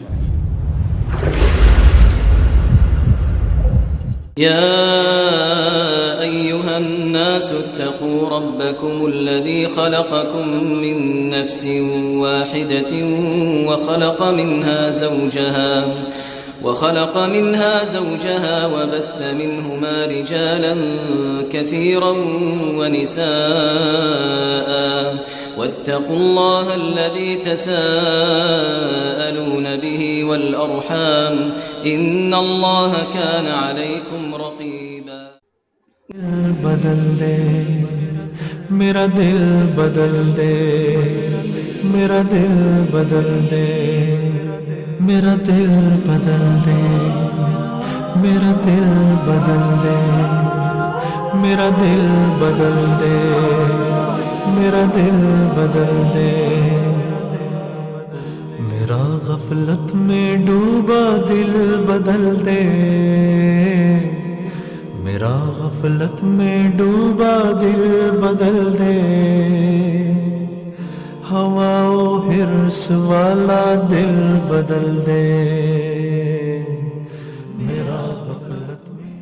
الحمد لله والصلاة والسلام على رسول الله صلی الله علیه و سلم. برادرای عزیز، یک اصطلاحی که حال زیاد در بین مردم رواج پیدا کرده، خصوصا در بین طبقه دیندار در افغانستان، عروسی اسلامی هست. در عروسی اسلامی اول ما و شما دو نقطه را باید در یاد داشته باشیم. یک نقطه چیست که همین کلمه عروسی اسلامی گفتنش درست است یا غلط. بعضی کسا این هم انتقاد میکنن، میگه مثلا این دیگاه که عروسی میکنن این اسلامی نیست که شما عروسی اسلامی میگین. اصلا وقتی که یک جمله استعمال میشه میگه مقصد از این است که عروسی به طریقه اسلامی، به شیوه و اسلوب اسلامی که با احکام اسلام موافقت داشته باشه. پس یکی عروسی هست که نکاحش تنها اسلامی هست، اما دیگهش کلش به شیوه های غیر مسلمان ها هست. اما عروسی اسلامی هست که از اول تا با آخر کلش مطابق قرآن و سنت رسول اکرم صلی الله علیه و سلم باشه. وقتی که میگیم عروسی اسلامی منظور ما چی هست؟ منظوری است که عروسی به طریقه یا به اسلوب یا به روشی که موافق احکام اسلام باشه. پس عروسی که او جانب مقابل میکنه که در او رقص است و در او اختلاط است و در او گناه هست، او عروسی تو عروسی شد، اما به طریقه اسلامی نیست، به روش اسلام نیست، مخالف احکام اسلام است. به این خاطر یکی وسیله هست و یکی هدف است. هدف تو هدف بسیار خوب است، میخوای که ازدواج بکنی و سنت رسول الله صلی الله علیه و سلم تطبیق بکنی، لکن امی محفلی که برازی گرفتی، آیا وسایل را که تو دی استعمال کردی وسایل تو هم اسلامی هست؟ متاسفانه بسیاری اوقات امی میشه که هدفش خوب است اما وسایلش خراب است و وسایلش غیر اسلامی هست. یک.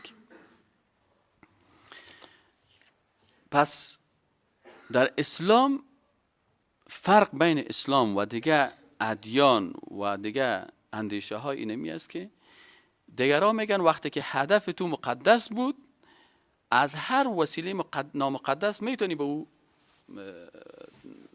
هدف خدا برسن، اما اسلام میگن نه. وقتی که هدفت مقدس است باید وسایل هم چی باشه؟ مقدس باشه. حق نداری برای هدف مقدس از وسایل غیر مقدس استفاده بکن.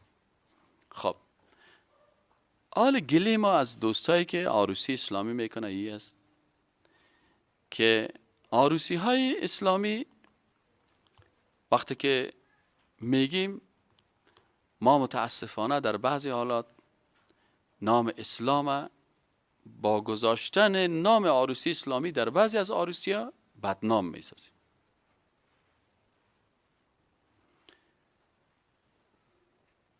خب مردم افغانستان فکر میکنن که عروسی اسلامی اما عروسی است که در بین از او ساز نباشه. اول مشکلی که در عروسی های اسلامی است افراط و تفریط است. افراط و تفریط است. افراط چی است؟ بعضی کسا بسیار در برنامه های تفریحی افراط میکنن. وقتی که آمدن ساز نیست اما کل رشخندی ها هست، اما کل زیای وقت هست. یک برنامه تفریحی، دیگه برنامه تفریحی، دیگه برنامه تفریحی، دیگه برنامه تفریحی. امی مردم از امی زیاد برنامه تفریحی از اینا خسته میشن و امو کسا و برادرایی که امی برنامه عروسی را پیش میبرن یا اونمو یک چند چیزه که یاد گرفتن پیش خود نشیشتن که بشینیم برادر جملات هدفمند استعمال بکنیم. فقط اونمو چیزی که در یک عروسی هم میگه دو دیگه شام یک 4-5 چیز یاد گرفتن. تفریحی خوب است، لکن افراط کردن در برنامه های تفریحی بسیاری وقتا آدم خسته میسازه. یک استاد وقتی بسیاری وقتا ما در مجلس چرا نمیریم؟ یک کسی زنگ میزنه که برای استاد محترم بیاین در مجلس ما، استاد بیاین در مجلس ما. خب بالاخره صاحب اونجا میریم. اونجا که رفتیم صاحب یک برنامه تفریحی، 2 برنامه تفریحی، باز یک وقتی میگه که آل از استاد تقاضا میکنیم که بیا بیانیه خدا. اول ما بیان دادن نمیریم، ما میریم که 4 نفر مسلمان 4 کلمه گپ یاد بگیره. بعد از استاد تقاضا میگن، باز یک شفر خدا میگن که استاد خودش آدم هوشیار است، میفهمه که چقدر گپ بزنه. یعنی که آمد یک 3 دقیقه 4 دقیقه 5 دقیقه زیاد گپ نزنی که ما اینمی خیلگریایمو یک 2-3 تا خیلگی دیگه هم بکنیم. پس این عروسی اسلامی نشد، کلش در خیلگی انداختی. موقعی بته که مثلا خوب مردم خسته میکنن که از پای دست افتاد، باز بعد از میگن که اینا رو صاحب باز که استاد کمی میخیزه اون صاحب یک نفرک می خدا قات میکنه که وقت نان است، مجبور استی کنم از درس تا ماندی، آمادگی تا ماندی، اونجا خانم ماندی، از نوت که سرش کار میکردی او را ماندی، آخر میجم که آمدی به هدفی که رسیدی به اساس افراطگری از اینی مردم ها که زیاد در مسائل مبتذل زیادتر چی میکنن؟ از این خاطر گپای بیهوده و گپای از این خاطر برادر عزیز، اول کسی که عروسی اسلامی میکنن باید در طرح برنامه ازی باید افراط نشه. و بعضی کسای دیگه باز تفرید میکنن که هیچ دیگه ما چیز دیگر را نمیمانیم که چیزهای تفریحی باشه، بلکه ما میخوایم که همین کلش یک مولوی صاحب دیگه مولوی صاحب دیگه مولوی صاحب دیگه مولوی صاحب. دل ما را کفاندن. آخر تو آدم خسته میشه زیاد بشنو بشنو بشنو بشنو بشنو. خود زمان رسول الله صلی الله علیه و آله این قسمی خود نبود که کلش ملا گپ بزن. او را گفتن که وقتی که این محفل گرفتی، به همین محفل خوشی هست، بعضی چیزای خوشی هم باشه که مردم حداقل از او احساس خوشی بکنن. امی کسایی که عروسی اسلامی میکنن مشکلشان دا چی است؟ اگر برش سرش تحمیل شوه که عروسی غیر اسلامی است، باز برش میگه اینال $1000 برو برای سازنده بده، باز آماده هست. اما باز اگر گپ ازی قبول شد که عروسی اسلامی شد، بازی $5000 از اونجا $1000 میته. اینجا برشان میگه بو برادر از مسلمان، عروسی اسلامی است که وقتی تو محفل میگیری باید مردم به دین علاقمند بسازی.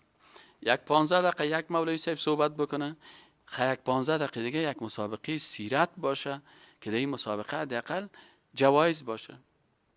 مثلا یک جوان می سوالای آسان برش میکنی، اکثرا سوالا هم باید سوالای باشه که تو زیاد تشریح میکنی که مثلا یک صحابی مبارک بود، مثلا خودش غلام بود و این سیاپوس بود، یعنی میخوای کل چیزا بر از اون جانب مقابل تقدیم بکنی و در آخرش مثلا 10 جمله میگی، آخر میگی همین نام از این صحابی رو بگو. خود طبعا کل کسایی که در مجلس است که گفتی صحابی بود و سیاپوس بود و در سر سینش امیه ابن خلف سنگ مانده بود و این احد میگفتی، در حقیقت تو در سوالت معلومات گنجاندی و از او جواب میخوای یک کلمه، که این کلمه چی است؟ که کی بوده می؟ حتما 100-200 نفر میفهمن که بلال بود و کلشان دست خدا بالا میکنه و هدف تو همی است که یک جوانی که نزدیک عروسیش است او رو بیاری. بعضی کسا صاحب که نطاق صاحبایی که میخیدن در عروسی اسلامی علاوش توکک بیا اینجا تو یک جوانی را که حداقل باز جوان پرسان کنی که همین عروسی خوشت آمد؟ بله خوشم آمد. میخوای تو هم عروسی اسلامی؟ این یک دستاورد است که یک جوانی که بی فکر بود اینم صاحب فکر ساختیم. پس برادر عزیز، یکی از مشکلات دیگه ای است که وقتی که زیاد گپ امی کسایی که دمی عروسی آمدن بیخی از عروسی اسلامی خسته شدن، دیگه که نام عروسی اسلامی را بگیری نامش نمیگیره. برادر این خو مجلس سخنرانی ها نیست، این مجلس خوشی هست. یک 4 کلمه گپای هدفمند باشه، یک مسابقه باشه، یک تمثیلی هدفمند باشه، یک پارچه تفریحی سوال و جواب یا چیز این هم هدفمند باشه که از امو حداقل مردم یک 4 کلمه یاد بگیرن. اما یکی تو مطلقاً فقط مردم بخندانی، فرق بین تو و بین شبخند چی شد؟ دیگه خوام میخندانه تو هم میخندانی. باید حداقل امو خوشی تو هدفمند باشه، جملات تو هدفمند باشن. مشکل دیگه ای است که برادر عزیز وقتی که آدم عروسی اسلامی میکنه، اتو نیست که در افغانستان روا شده که همین ساز ناوردی یا عروسی اسلامی شد. نه برادر، این غلط است دیگه. این 5% اسلامی شد، 10% اسلامی شد. اما یا رسول سهل کنی اول کارتش رو سهل کنی. آیا کارت نوشتن در عروسی خود همی کارت است؟ آیا در عصر پیغمبر و صحابه کرام کارت بود؟ پس تبذیر چی را میگن؟ اسراف چی را میگن؟ فرق بین تبذیر و اسراف: ان المبذرین کانوا اخوان الشیاطین کلوا واشربوا ولا تسرفوا. سعی کنین. مبذر کی هست؟ کسی که اسراف میکنه. مبذر کی را میگن؟ کسی که مصرف در چیز میکنه که شرعاً مصرف در او اجازه نیست. خب آیا در این کارتی که تو اول دانه 1 روپیه کارت جور میکنی این مصرف جایز است؟ خب شاید بعضی بگه که والا حال ضرورت است یا چطور است، یا مثلا دوستا خبر شون یا به تلفن نمیشه یک کارت نوشته بکنی. اما این نفر خب سیست امیگه تو هم قبول تو یک کارت برای یک نفر نوشته کردی، در حالی که ولیمه اسلامی ولیمه است که عام باشه، غریب و پیسه‌دار کلش خبر شون. یعنی تو میگی نامش عروسی اسلامی هست، پس قیدش کردی به پیسه‌دارا، پس نشد عروسی اسلامی، ولیمه نشد. شر الطعام طعام الولیمه یدعى لها الاغنیاء و یترک الفقراء. میگه بدترین غذا غذای عروسی هست، همین ولیمه هست که در این اغنیا پولدارا خبر شون و فقرا تر شون. پولدارا چه قسم خبر میشن و فقیرا چه قسم ترک میشن؟ که وقتی تو عروسی تا هتل گرفتی و کارت روان کردی و کارت قیمتی روان کردی و مردم هم مشخص ساختی، اینال یک فقیر مسکین که خبر شوه که این عروسی اسلامی این برادر است، در پشت هتل او رو نفر هتل میمانه که بیای در اینجا. پس غذای تو شر و طعام است. اینال اگه تو عروسی اسلامی میکنی کوشش بکو که اینمی عروسی تا در اوت یک جایی بکنی که اگر 4 تا غریب و فقیر هم خبر میشه میگه بیایم اینجا نان بخوریم خورده بتانه. در یک میدانی در یک روز ما رفتیم یک عروسی در یک جای بود، یک کوچه را یک تاجر گرفته بودن، اما کل مردم اونجا آمده بودن 6 تا بودن و هر کس میامد نان خودم خورده میتونست. گفتیم والا خانه تان آباد اینی خوب است، عروسی اسلامی هست. از این خاطر کسایی که عروسی خود در هتل میکنن و مشخصا کارت به مردمای پیسه‌دار روان میکنه و امکانات رفتن غریبا در اونجا نیست، این می حدیث داخل میشه که شر الطعام است. وقتی که شر الطعام شد بازی عروسی اسلامی کجا شد که نامش عروسی اسلامی ماندی؟ برادر ما خدا بازی میتیم، ما غلط میکنیم، ما اشتباه میکنیم، باید اگر مسلمان هستیم اصلاح بکنیم. مثلا عروسی اسلامی داری، والا بسیار خوب است. تو بیا عروسی اسلامی تا بگی بگو ما میرم بگیرم در یک مسجد و آدم میگه در لاسپیکر اعلان کنه که برادر امروز عروسی اسلامی است، میفهمی تو مثلا در هتل تاویل میکنی 2 لک روپیه. باور بکو که اگر 2 لک روپیه رو تو در هتل تاویل میکنی، اگر همین نفر غرور خدا بشکنانه که میگه ما عروسی اسلامی میکنم، دروغ میگه. به خاطر ازی که در اسراف خدا میسازه، در 10 قسم غذا خدا میسازه، در هتل بسیار لوکس خدا میسازه، در کارت خدا میسازه. کل انواع تکبر در قلب این نفر است، تنها ساز نیست، اما یک نوع ساختن از خدا میسازن. حالا برشان یک قسم موت شده که والا در عروسی ما فلانی. برادر اگر تو 2 لک روپیه را در هتل تاویل کردی، اگر 1 لک روپیه از این تو نان جور بکنی در مسجد پل خشتی، باور بکن 10,000 نفر نان میخورن. 1 لک روپیه را بگی کوک و فانتا و یک دانه ران گوسفند سر میز و این گپا را نکنی، کلش کارهای شیطانی است. 1 دانه ران سر میز ماندگی است. 7 قسم 4 قسم 5 قسم گوشت است، 4 5 قسم، 1 قسم برنج پخته کو، یک دانم گاوا صاحب گوشت چیز کن. برنامه صاحب عروسی اسلامی تا در یکی از مساجد بگو، اعلان بگو در لاسپیکر که برادرای عزیز این میگه ولیمه اسلامی هست، هر کسی که میخواین بیاین از اغنیا و فقرا دوستا کلشان دعوت هستن بیاین بفرمایین. صاحب ما والا کسی را دیدم که واقعا صدقه اسلامی کرده بود، در پیش خانه ما جور کرد، رفت دم را جوالی را میدید، هر کس میدید برش بیا در که اینجا نان بخورین، بیاین صاحب اینجا نان بخورین. اما تو در عروسی اسلامی تو کارت نشته کردی، باور بکن بعض کارت ها هست که این کارتش 40 روپیه قیمتش است. آیا امی اسراف نیست؟ ان المبذرین کانوا اخوان الشیاطین. ای که تو مثلا مصرفه بیدن امی در هتل که تو شله هستی، والا صاحب ما در هتل دیگه جای نداریم، بسیار خوب است. مجلس های بدعتی میلاد که پیغمبر از 364 روز فراموش کردن، 1 روز به یادشان میاد بازو را برنج پخته میکنن، در مسجد نمیکنن پخته، دیگه نمیمونن در اولی مسجد. چرا به عوض از کار بدعت چرا مثلا امین نکای خود در مسجد نمیکنیم؟ چرا مثلا امین دیگه در اینجا نمیمونیم؟ چرا در یک مجلس در یک میدانی عامه که کل مردم غذا خورده بتونن غریب فقیر بیم؟ پس اگر عروسی اسلامی هست، اول اینمی کسی که میگه ما عروسی اسلامی کردیم، اینمی چله هم در دست دختر نامحرم میکنه، چله بدلکان میکنه و چله هم در دست از این داماد هست، چله طلا هست. و پیغمبر صلی الله علیه و سلم طلا را برای مردهای امت خود گفته که طلا و ابریشم برای مردها حرام است، برای زنها حلال است. خب تو که وقتی که چله استعمال میکنی، آیا در اسلام شیرینی خوری است؟ نیست. خطبه هست و نکاح هست و بعد از نکاح بر روز دوم نکاح باز ولیمه هست. آل تو که این چله را انداختی و ای تو که شیرینی خوری هم میکنی، ای اسراف نیست؟ همین نان شیرینی خوری، نان شیرینی خوری در زمان پیغمبر صلی الله علیه و صحابه کرام باز هم در تبذیر. اسراف چی را میگن؟ اسراف این میگن که انسان در حلال زیاده روی بکنی. یک قسم غذا حلال است اما تو که دی زیاده روی میکنی اسراف است. اما گوشت که یک نفر خورده میتونه تو 4 چند از رو سهم میمونی که بسی اینال این اسراف میشه. پس متاسفانه در عروسی اسلامی اول اگر کس میخواد عروسی اسلامی بکنه، اول نامزادیش به طریق اسلامی باشه. بدبخت که صاحب داروسیش رفتیم، پس وقتی که آمده در خانه زنانه صاحب رقص در اونجا هست، مردای نامحرم در بین ازوا هست، فیلم برداری در بین ازوا هست، زنا لباسهای بسیار زشت و دارن، فقط اونمو سخنرانی ما در بین مردا هست، در زیر زنا که هست چیزی که فتنه و فساد از در بین از اینا هست و نامش ماندن عروسی اسلامی. همون تفلکا سر ما خنده کردن، باور بکن من شرمیدم پیش از اون تفلا. گفت عجب عروسی اسلامی، گفت یه از کفری هم تیر کرده بودن. خانم خدا صاحب ببر در چارایی استاد کو کامراماینا سایل کنه وش ایچ هتل را که میگیره در عروسی اسلامی صاحب بری ازو کده که قیمت ترین غذا نیست، ازو کده که هتل پر قیمت نیست، این گرفته و نامش مانده عروسی اسلامی. برادر عروسی اسلامی نیست. اسراف تو میکنی، تبذیر تو میکنی، اسراف در حلال عوض یک قسم 16 قسم تو میاری، تبذیر در چیزایی که باید مصرف نکنی تو خوب مصرف کردی.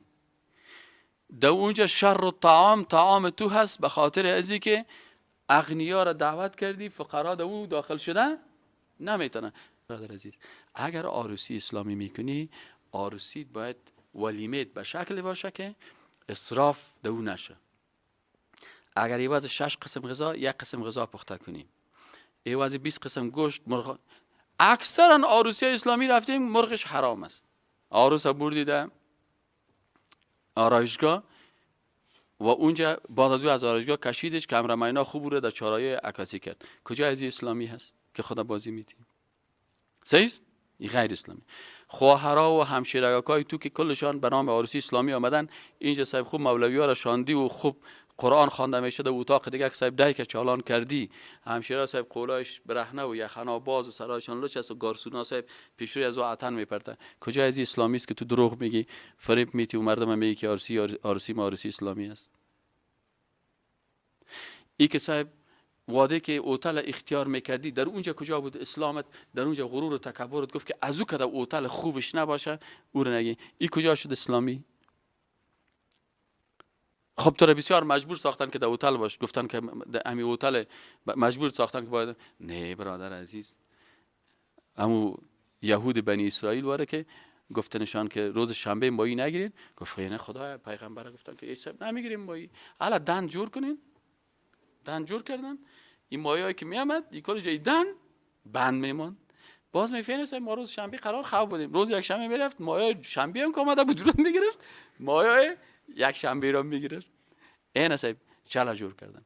اینجا برشان الله سبحانه و تعالی برشان گفت که کونوا قردة خاسئین، شوین شادی های ذلیل.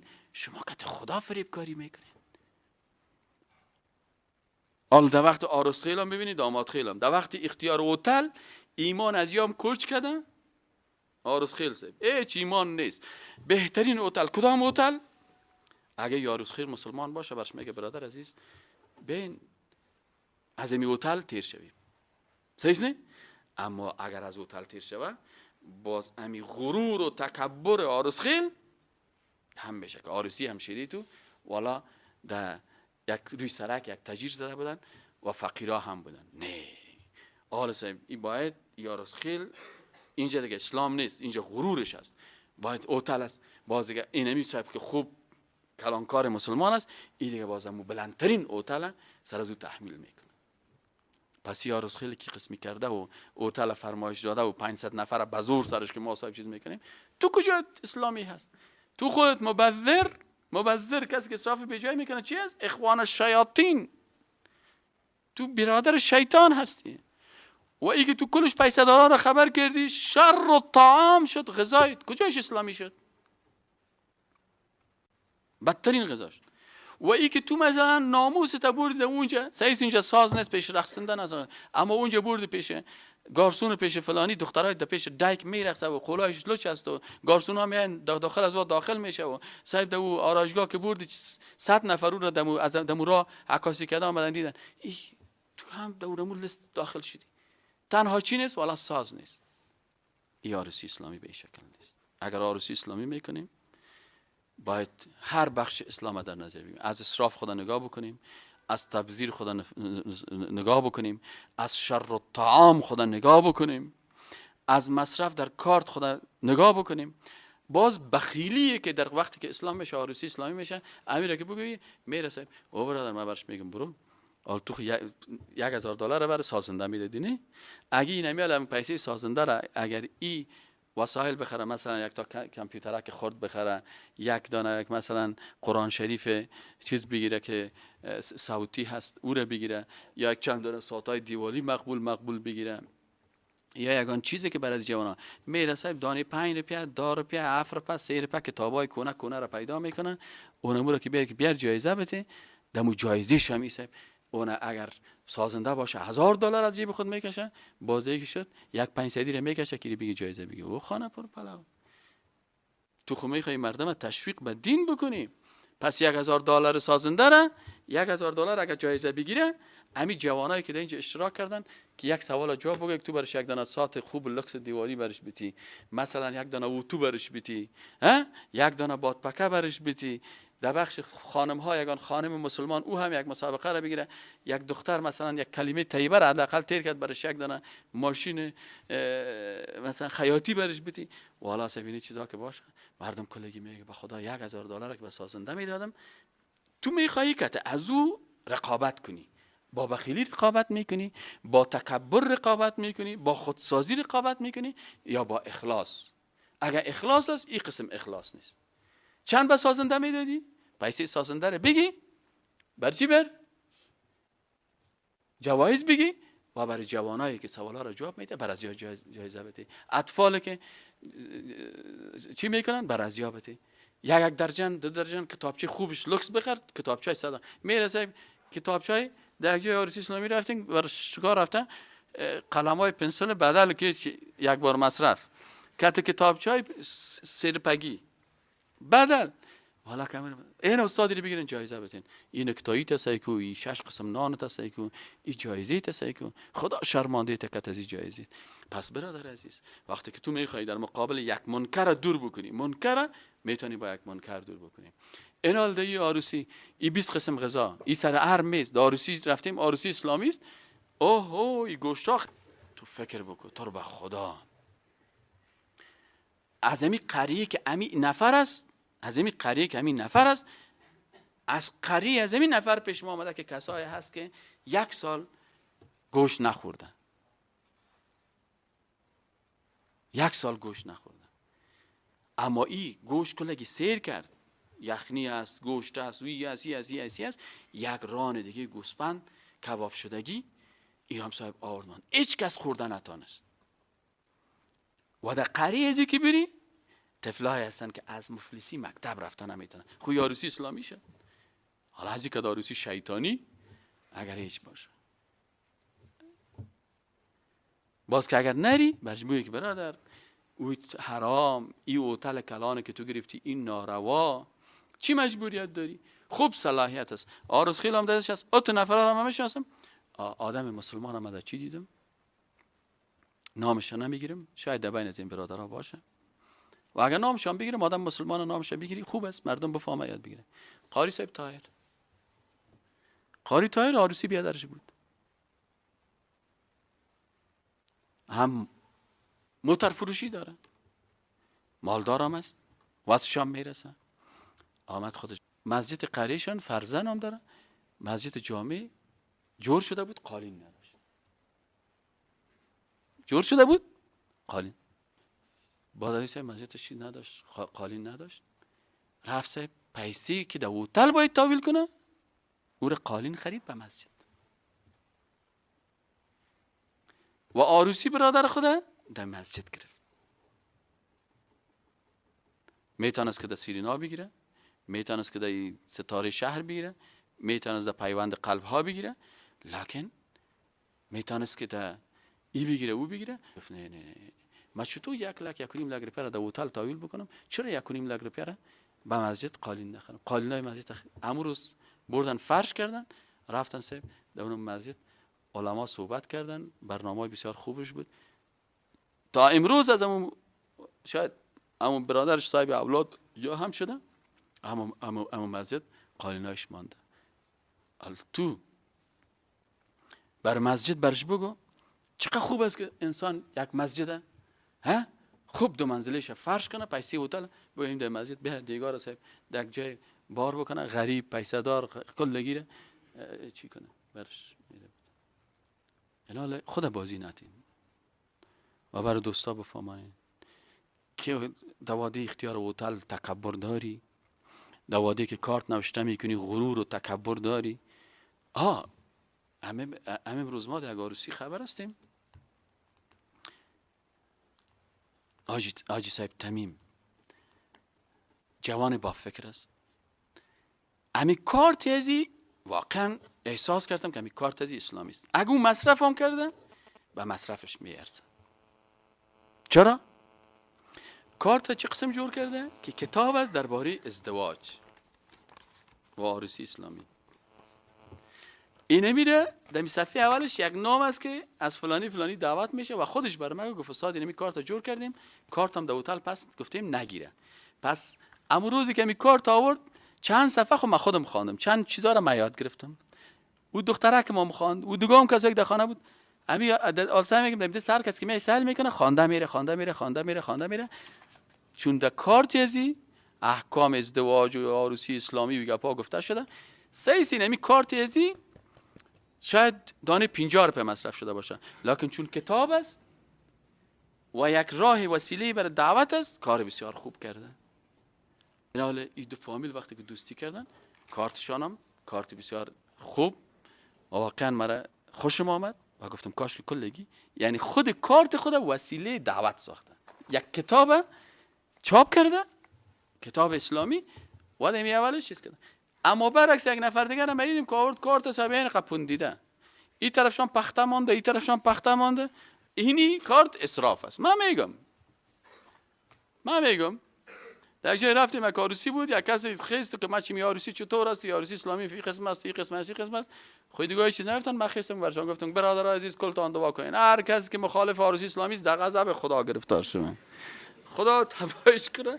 این خلاص دلش برش در دعا کفاندم. هر کسی که عروسی اسلامی را نام بد سرش میمانه و این خراب میگه و این تخریب میکنه و این که کسی که این حال گفتیم که خداوند قهر و غضب خود گرفتارش کنه، از جوانی خود خیر نمیره، دلش سیاه شد. پس برادرای عزیز این عروسیایی که فعلا در افغانستان میشه 5% اسلامی. چند فیصد؟ 95% غیر اسلامی است. 95% اگر کارت تا اسلامی جور کردی، اگر هتل تا که تانیستی اسراف است، هتل اسراف است برادر عزیز. اگر بسیار مجبور شدی در حالت مخمسه گوشت خوک خوردنش جایز است، در حالتی که میموری. اگر از بسیار مجبوریتی که صاحب او طرف چیز باز اون حالت مخمسه هستی و باز دیگه حکم خورده. اما در حالت نورمال که وسط میرسه که یک کار خوب بکنی، مثلا اگر یک نفر عروسی اسلامی خود در مسجد ایدگاه بگیره یا در پل خشتی بگیره، از این گپ همین علما چقدر نفر استفاده میکنن. این فکر کو بیاین سعی کنین فکر کو یک نفر 5 لک روپیه در اونجا تاویل کرد، نانش هم شر و طعام شد و امین نفر 5 لک روپیه یک عروسی اسلامی گرفت، اعلان کرد 5 لک روپیه این نان جور کرد در مسجد ایدگاه،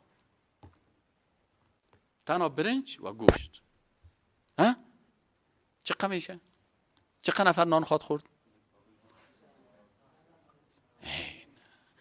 اینی آدم باز عروسی اسلامی که عروسی اسلامی میکنین که دوستان مشوره میتین اینی قسم عروسی اسلامی بکنین. برش بگو که میتونی سیرینا بکنی، میتونی در شاهزاده شهر بکنی. بگی شاهزاده شهرت در کجا بکن؟